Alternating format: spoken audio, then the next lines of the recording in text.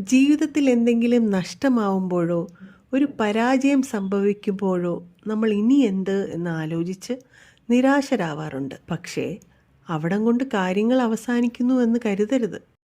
കൂടുതൽ ഉയരങ്ങളിലേക്ക് പറക്കാൻ, വിജയം കൈവരിക്കാൻ ജീവിതം നിങ്ങളെ പ്രേരിപ്പിക്കുന്നതാവാം. ഈ കഥ ഒന്ന് കണ്ടു നോക്കൂ.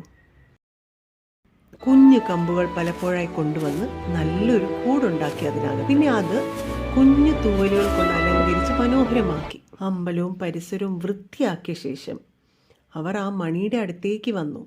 ഈ മണി അടിച്ച് നമുക്ക് നാട്ടുകാരെ കൂട്ടണം, എന്നിട്ട് നിത്യവും ഇവിടെ ആരാധന നടത്തണം. ഇതൊന്നും അറിയാതെ ശാന്തമായി ഉറങ്ങിയിരുന്ന കുരുവി ഭും എന്ന ശബ്ദത്തിൽ മണിയിൽ ആരോ അടിച്ചത് കേട്ട് ഞെട്ടി ഉണർന്നു. ആ അടിയുടെ പ്രകമ്പനത്തിൽ കുരുവിയുടെ കൂട് ചിതറി. തുവലുകൾ അവിടെ ആകെ പറന്നു നടന്നു. പേടിച്ചു പോയ കുരുവി പുറത്തേക്കിറങ്ങി.